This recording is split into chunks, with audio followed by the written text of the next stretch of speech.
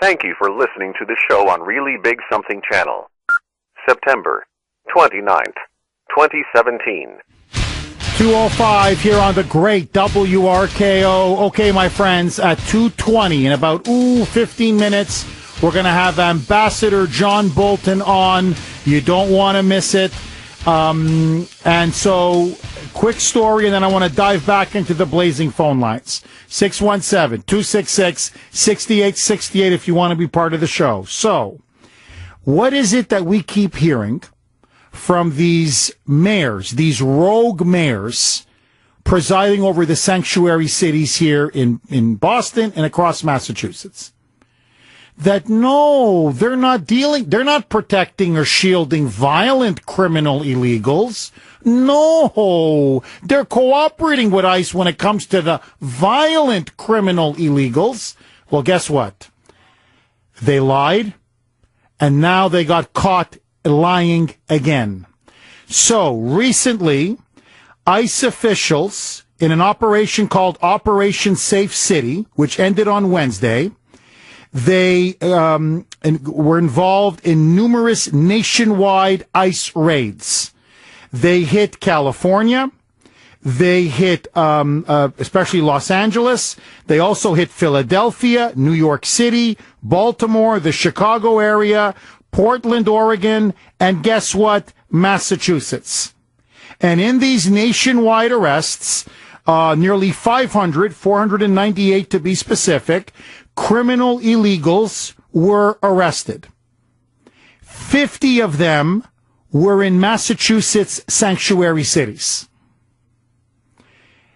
And these are people that, according to ICE, listen to this, are illegal aliens with criminal convictions, known gang membership. Many of them are either murderers, rapists, drug traffickers, or I'm talking serious gangbangers. I mean, I'm talking people high up in MS-13. And according to ICE, the reason why they had to conduct these raids is because in these sanctuary cities, whether it be in California, whether it be in Philadelphia, Baltimore, Chicago, wherever, here, Boston, Macho Marty, that local officials refuse to have them deported. In fact, they even refuse, listen to this, to allow ICE to enter their prisons or jails to interrogate or even look at these illegals because they are deliberately trying to shield them and prevent them from getting deported. And so they had to do this in the dead of night. Almost like a special operations mission. And so they targeted cities here in Massachusetts. Listen, they found, they hit Lynn, apparently. They hit Woburn. They hit Brockton. They did not give all of the cities in Massachusetts, but they did confirm Brockton, Lynn, and Woburn. I'm sure Somerville. I'm positive Somerville was there. Positive. Well, another one was Boston.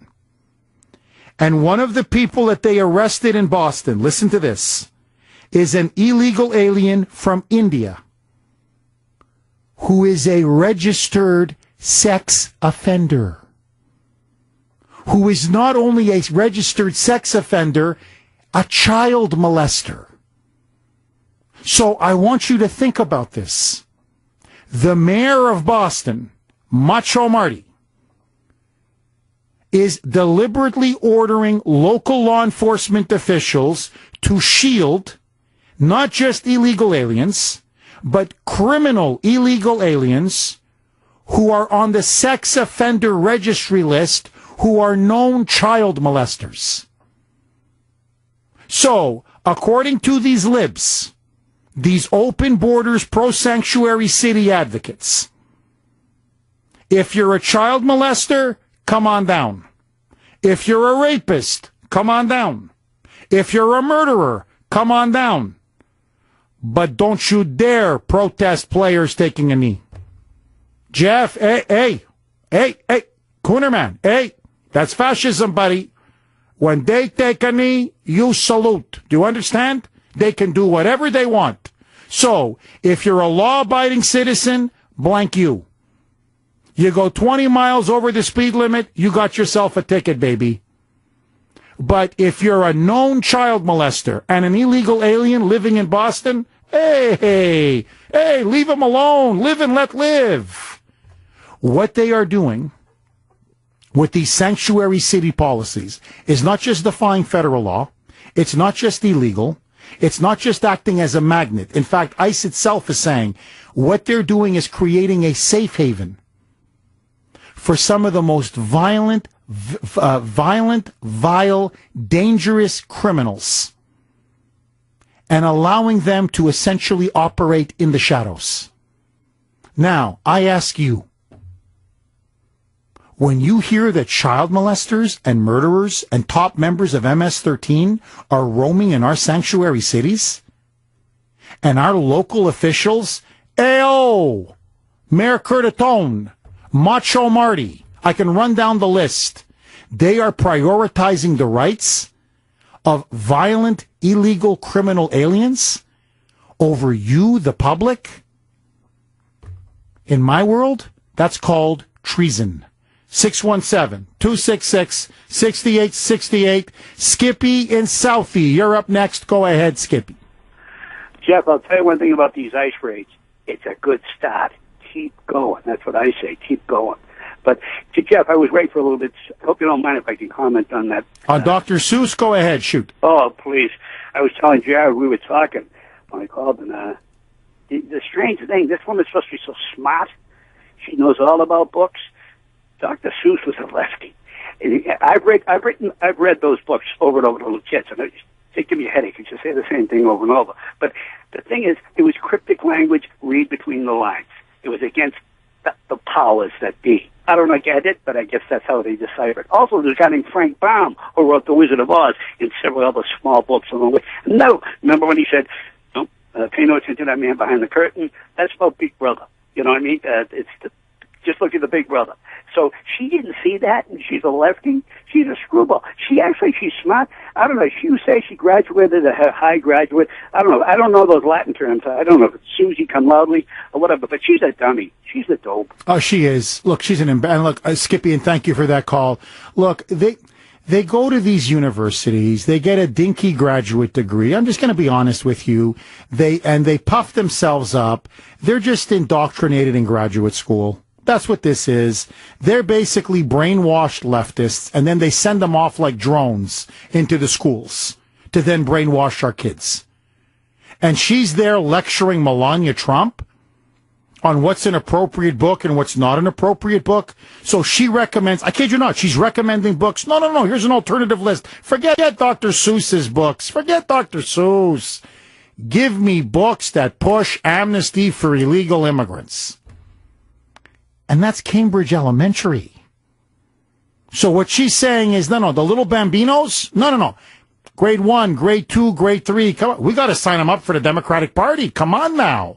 This is like, let me ask you this. How is this different from Hitler's youth or from the communist youth that you saw all across the Soviet Union? It's the same thing. And they're doing it on our dime. That's why it's up to we, the parents, the taxpayers, to say enough is enough. Fire her rear end. John in Quincy. Go ahead, John. Yeah, Jeff, you stole a little bit of my thunder.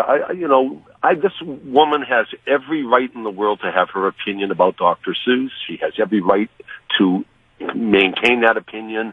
My issue is that this is metaphorical book burning. This is what it is.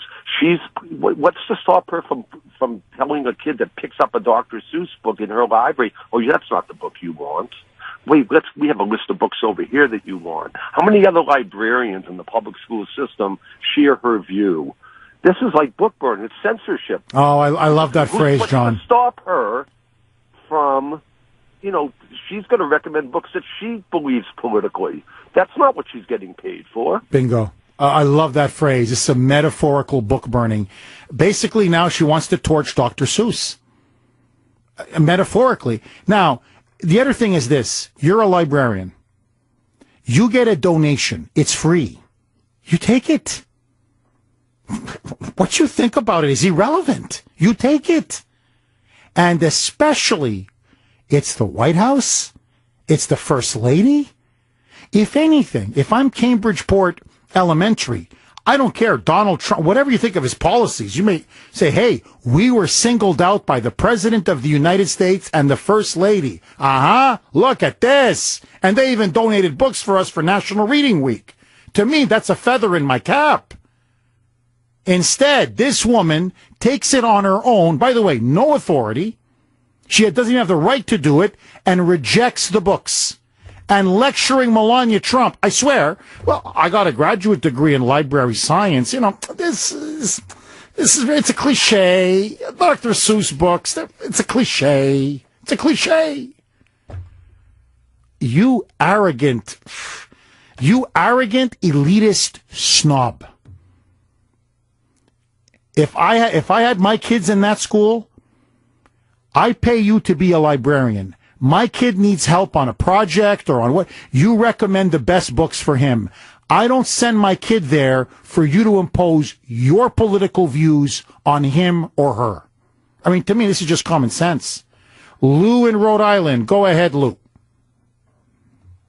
Yeah, how you doing, Jeff? I'm good. How are you?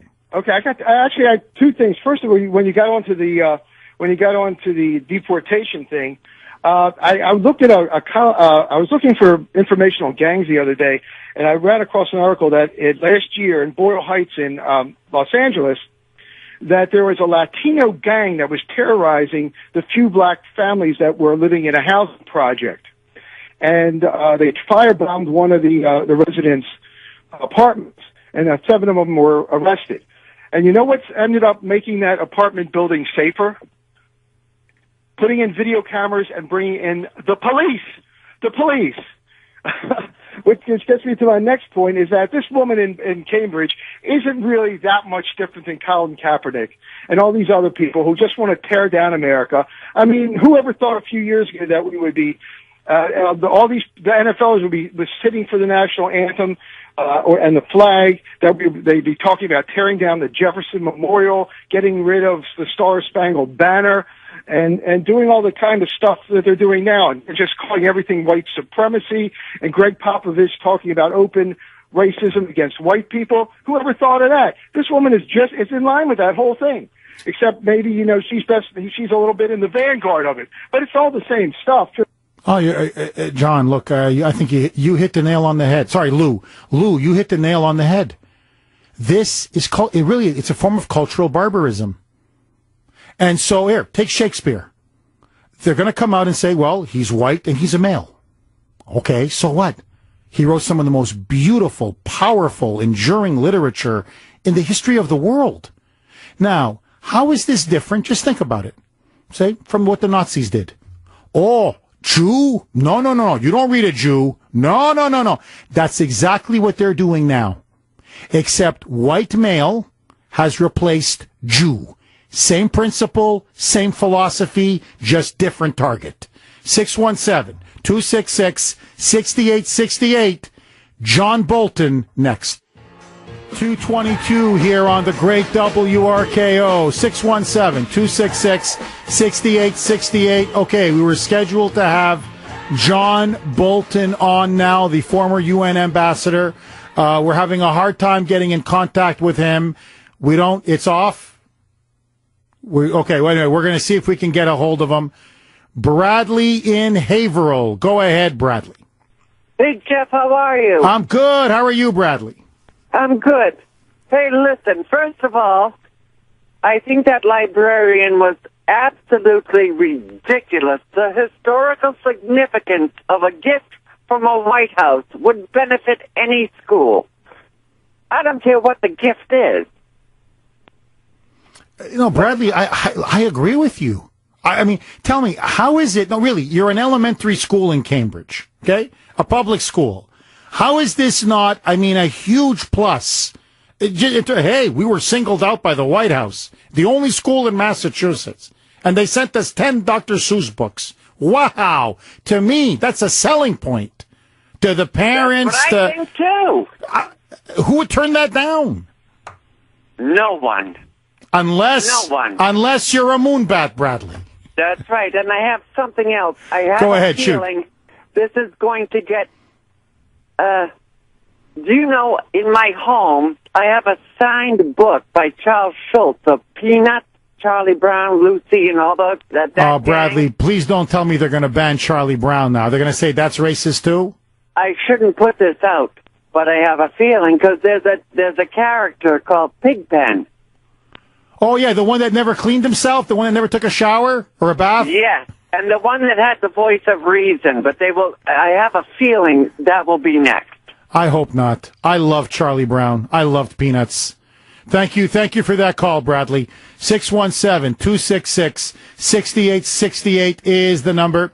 You know, look, I got to tell you, when I see what's happening now, look, you know, they're going after authors simply because of their race and simply because of their gender. In other words, they're white males. And so everything now is seen through the lens of race. Everything is race. Everything. Well, imagine, just stand back. What if I said to you, here, just an example, you know, I don't know, do you read Thomas Mann, Jeff? Nah, he's Jewish. Not Jewish. Hey, no. I don't know. Do you read this? Oh, no, Chinese. Chinese, don't like it. Well, why? Oh, the Chinese, come on, they're all imperialists. Look at China going back thousands of years. All they did was conquer people. They conquered Mongolia. They conquered Manchuria. I could run down. They invaded Korea. You would say, are you nuts? You're going to judge the quality of a piece of literature based on the skin color or the ethnicity or the race or the gender of the author? That's exactly what they're doing now in academia. That's the thinking behind this librarian. Dr. Seuss, well, that's racist propaganda. Yeah, says who? So let me get this straight. Even the dear leader couldn't find racism in Dr. Seuss. But you can? Fire her rear end. Carmen and Lynn, go ahead, Carmen. Long-time listeners, my first time calling. Welcome, so Carmen, welcome. Bear with me if I'm getting nervous. Don't be nervous, you're among friends. Let's think of this, Carmen. Dring, dring, hello. Jeff, Carmen, how are you? What's on your mind? Good. Good. Anyway, I'm commenting on the ice raid. Yes. It's funny that the city officials that we put in, will protect people like that. But yet you try to protect yourself with a gun permit in any one of those cities, they'll tell you no. Did I lose you? No, you're completely right, Carmen. Look, you're 1,000% correct. See, that's another thing.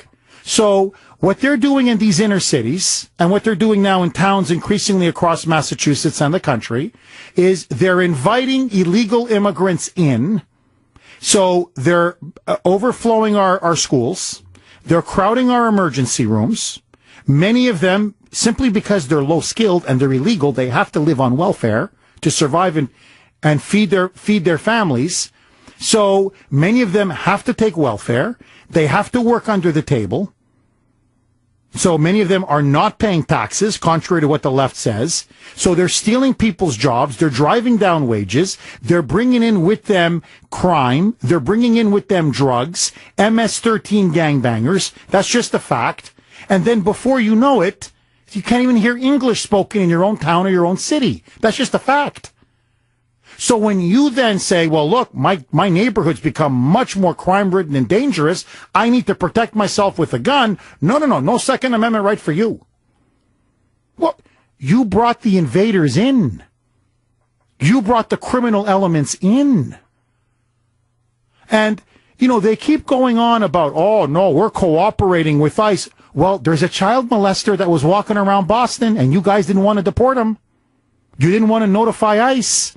You got murderers and rapists and gangbangers in Lynn, in Fall River, in Brockton, in Woburn, in Somerville. That's why ICE had to move in.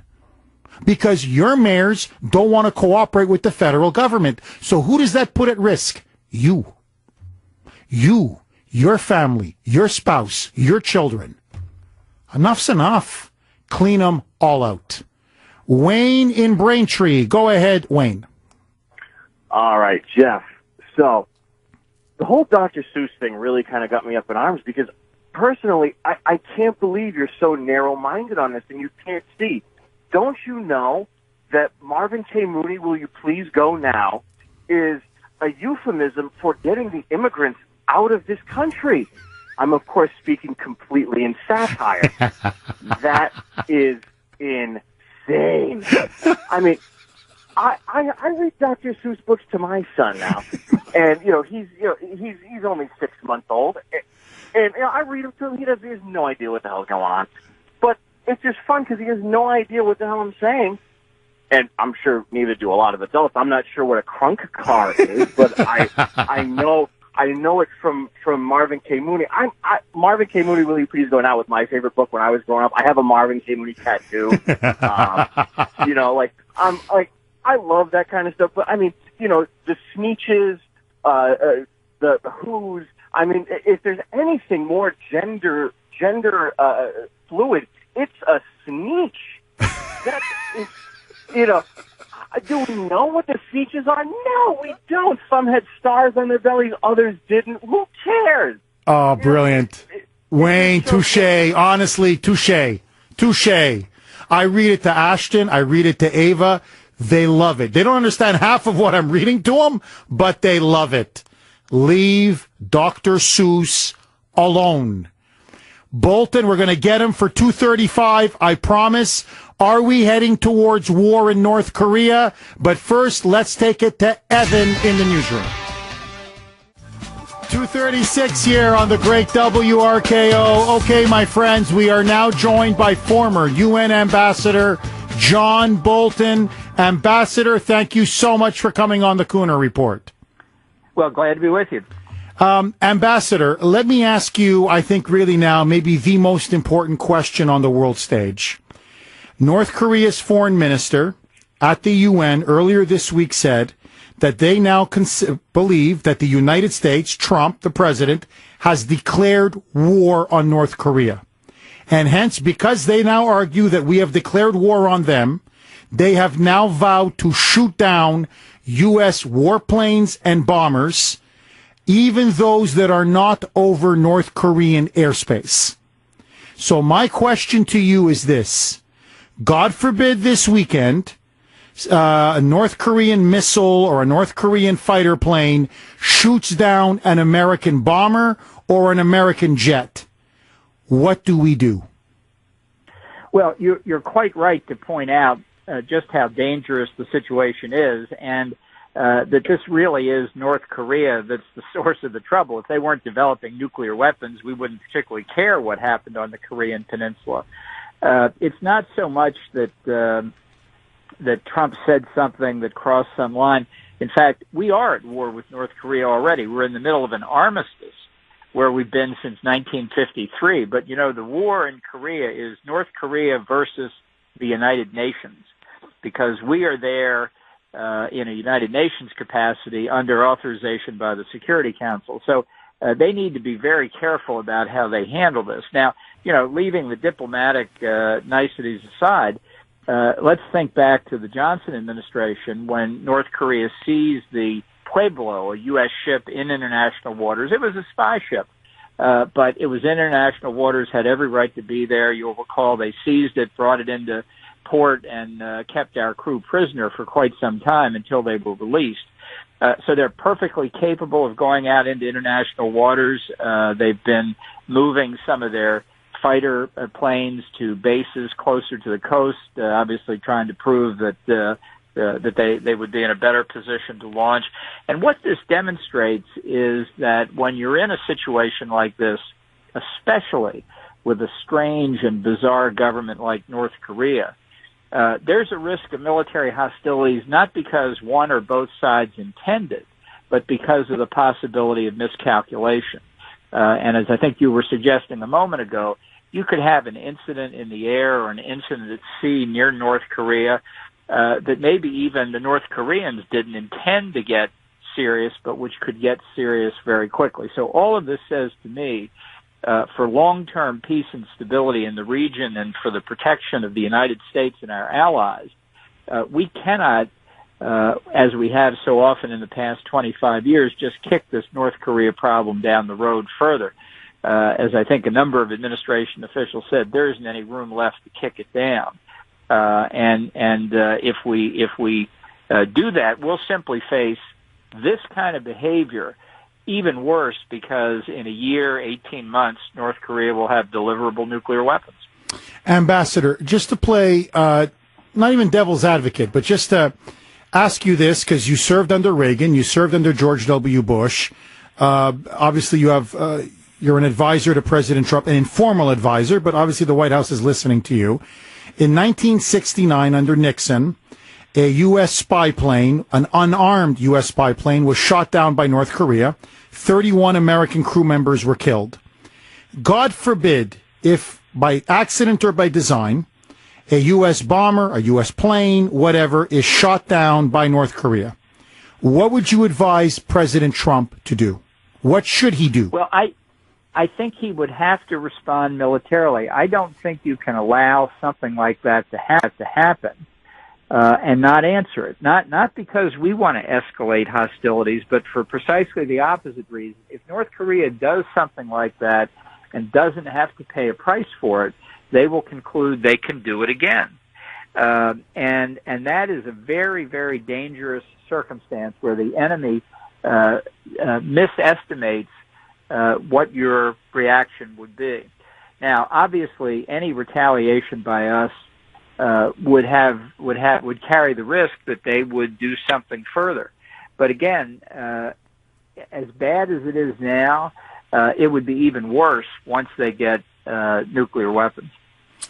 Ambassador, I think what a lot of my audience is thinking, and I know a lot of Americans are thinking this, is that Kim Jong-un poses a threat to his own people, to our allies, to South Korea, to Japan, to the region, and to the United States. Why has there not been a plan put in place, let's say with the South Koreans, to send in a special forces team, a commando team, however you want to call it, and take him out? In other words, we don't have to go to war, we don't have to bomb him. I'm not talking missiles flying or shelling, but to essentially an assassination. Is the White House considering anything like this, and should they? Well, I wouldn't assume that we don't have plans, or the South Koreans don't have plans to do something like that. Obviously, if they did, they wouldn't talk about it. And in my view, I think you and I have talked before, my preferred outcome here for a peaceful solution is to persuade China to reunify the Korean Peninsula, essentially under South Korean control. It's a hard argument to make. To me, the second best answer is eliminating the Kim family dynasty, the world's only hereditary communist dictatorship, and putting in some other regime, maybe headed by a general who knows what. That doesn't solve the problem, but it could buy time. I'd be afraid the new regime would say, these nuclear weapons are pretty handy to have around, and you'd be back in the same crisis. But I think this kind of possibility, not only has occurred to South Korea, Japan, the United States, it's occurred to China, too.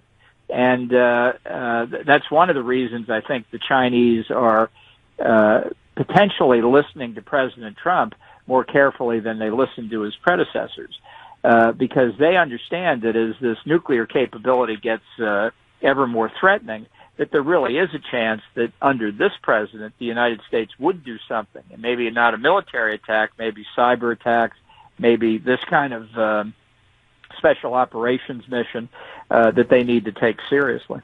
Ambassador, I know we're pressed for time. Before we let you go, Secretary of State Rex Tillerson is now in China. Do you think that the administration is going to be able to use leverage with the Chinese to force them to bring Kim Jong-un to heel? Is there any possibility that diplomacy with China will work in terms of pressuring the North Korean regime? Yes, I do think there's a chance, whether it's the reunification of the peninsula or something that where China exerts the undeniable influence it has over North Korea. But here, this may sound kind of backwards, to people. But I think we are more likely to get China to do what we want, not by pressuring them, but by convincing them it's in their own interest. That really is the stronger motivator. And I'm also worried that if we try economic pressure, if you really want to make the Chinese feel pain in the economic relationship we have, some of our banks and major corporations are going to have to bear some pain too. And our business community really isn't into that. I'd be very afraid if we tried to step up pressure and then backed away that we'd lose the leverage we do have. So a little fear of American trade retaliation is not a bad thing. It really requires just a continuing focus on getting China to do what we want, instead of what they've done the past 25 years, which is they look like they're satisfying our demands, but then when our attention is diverted, they go right back to what they were doing before. That's what we've got to avoid this time. We have been talking with former UN ambassador, Fox News analyst, John Bolton. Ambassador, as always, dynamite stuff. Thanks for coming on the Kuhner Report, and have a great weekend. And to all your listeners, too. Thank you, Ambassador. 617-266-6868. More with your calls next. 2:49 here on the great WRKO. Okay, my friends, joining us now, he is the sponsor of the Kuhner Report, the CEO and president of Bill Kelly Financial Services, the one and only Bill Kelly himself. Bill, how are you, my friend? Great, Jeff. Thanks for the event last week. Hundreds of people. They were all anxious to hear what you had to say, and we had a great morning session with them. Oh, we did. It was an incredible event, and I want to thank you, Bill, again for all your wonderful support. Bill, you and I talked privately on the phone. I thought your analysis of Trump's tax plan was absolutely brilliant. Nobody knows finances better than you do. Nobody can go through a tax plan better and more comprehensively than you do. So let me ask you this.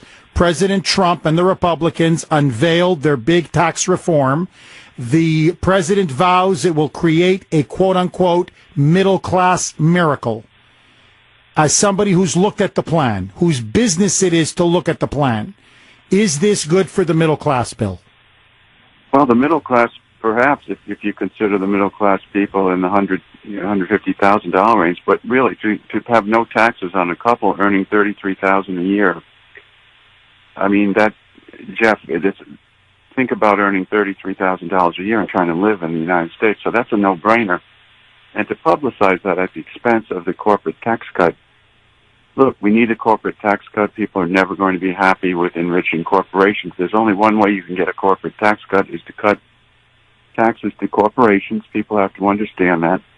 And then hopefully that will drive wages up, and that will drive demand for labor up, and it will help the shareholders. But for the people at the bottom of the totem pole right now, especially in a blue state like Massachusetts, they're going to take some back from you on the other side of that. So I'm not as impressed, and I would have liked to have seen a better plan. I like the idea that people can file on a postcard, quote unquote, and if we can do that, indeed, one thing I did say to you, taxation in the United States is a way to control. It's a political tool.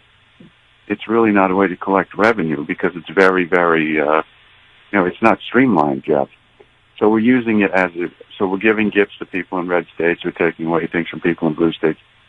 That's not the purpose of the tax code. So, I'm a big Trump guy, but I think he's flailing about a little bit here, Jeff. Bill, just for the audience out there, you live in Massachusetts, blue state, high tax blue state. You pay a lot in property taxes. You pay a lot in sales and state and local taxes. You get a big deduction. Well, for a family of four, let's say you make about $100,000 a year, just for the sake of argument. You do good under this plan, or do you get shafted under this plan? Well, you won't be able to deduct any of the state taxes used to be deductible under the current plans, and especially if you have a small business, but those will no longer be deductible. So if your tax rate's 15%, then it's you're paying $5,000 on 100, then you're not going to you're going to have to pay taxes. 15% of 5,000 is a tax increase to you. So it's really not what I envisioned, and I don't think it's the type Reagan and Newt Gingrich and all those folks back in the day balanced the budget through tax cuts. I think that it's going to be hard to get the corporate tax cut through. And I think we need help at the bottom. We need help for people at the bottom with better wages. And of course, we need the tax cuts for the people at the bottom. People like me, we can pay more taxes. I don't really care. But a family of four at 100,000, I'm not saying it's a subsistence level, Jeff, but I think they need more help. They need more relief. And medical care, as we know, is going through the roof. So, Jeff, I'm lukewarm in favor of the simplification. I'd like to see more dynamics in the tax cut.